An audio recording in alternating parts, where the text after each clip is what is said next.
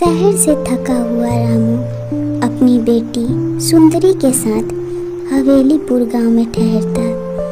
कड़ाके की ठंड और ऊपर से बारिश की कहर, उसके पास रहने का कोई ठौर ठिकाना नहीं था। अब उसे समझ नहीं आता कि वो इस ठंडी को कैसे गुजारे। आसपास से कुछ लकड़ियां इकट्ठा करता और बैठ के वो जैसे तैसे करके रात गुजार रहा था। तभी सामने से एक औरत आती और कुटकुटने लगती। वो उसे अपना चादर देता और उसे कहता, बहन जी, हम लोग जैसे तैसे करके ये रात गुजार रहे हैं, आप भी हमारे आग में हाथ सेक लो, थोड़ी गर्माहट मिलेगी। वो औरत खाने को कुछ मांगती। रामू अपने पूरे दिन की इकट्ठे किए हुए अन्न उसे दे देता। उसकी बेटी भी उसके साथ हाँ बोलती। तभी वो औरत पीछे की ओर जाती और 2 सर वाली टुन्नी चिड़िया का रूप ले लेती। उसका ये अजीब रूप देख रामू और उसकी बेटी हैरान रह जाते। वो 2 सर वाली टुन्नी चिड़िया कोई साधारण चिड़िया नहीं, उस हवेली में रहने वाली आत्मा थी। देखते ही देखते जब वो अपने असली रूप में आती तो फिर वहाँ की बारिश भी रुक जाती। वो उस रामू से कहती, देखो, मैं तुम्हें अपना शिकार बनाने आई थी, लेकिन तुम्हारी अच्छाई देख मैं मोहित हो गई। तुमने जैसे मुझे यहाँ रहने का सहारा दिया और मुझे अपनी बहन कह के पुकारा, तभी मेरी आंख भर आई थी। बताओ, तुम्हें क्या चाहिए, मैं तुम्हारी मदद करूँगी। रामू कहता, उसे बस इतना काबिल बना दो कि वो अपने गांव वालों को संभाल सके। वो रात गुजर जाती, फिर सुबह होती और रामू अपने घर पहुंचता। उसकी पत्नी और अम्मा इंतज़ार कर रहे होते। वो लोग आते ही उस पे चीखने और चिल्लाने लगते। हैरान रामू अभी तक कल रात की हुई घटना में ही गुम था।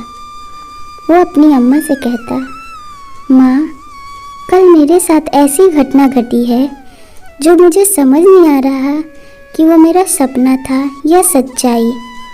मुझे एक औरत मिली थी, मैंने उसकी मदद की। तभी उसकी अम्मा कहती, बेटा, अच्छाई की ज़माना नहीं है, मैं तुम्हें बार बार सिखाती हूँ कि ज़्यादा किसी की मदद मत किया करो, सभी लोग अच्छे नहीं होते हैं। तुम मुझे अपने कल की कमाए हुए धन दो। तभी रामू कहता, अम्मा, उस औरत को भूख लगी थी, मैंने उसे खाने को दे दिया और तभी उसने मुझे ढेर सारा आशीर्वाद दिया।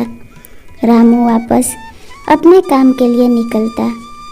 तभी देखता कि आज उसके गांव के जो मेला था उसमें बहुत हलचल थी।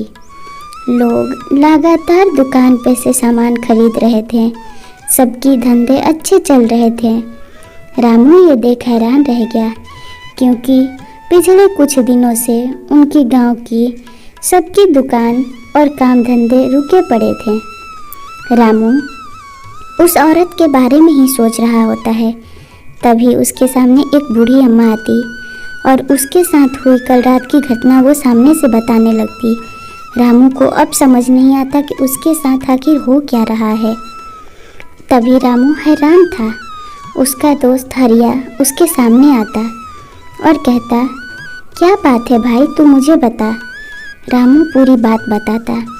तभी हरिया कहता, तेरे नाम के तो पर्चे लगाए जा रहे हैं, पूरे गांव वालों में तेरी अच्छाई की गुणगान की जा रही है।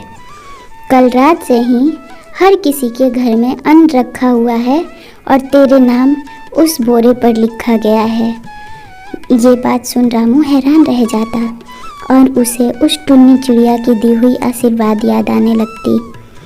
तभी देखते ही देखते उधर किसी की आवाज़ गूंजती और कहती, रामू की अच्छाई से मैं कल मोहित हो चुकी थी, मैं सारे गांव वालों की गरीबी दूर कर दूंगी।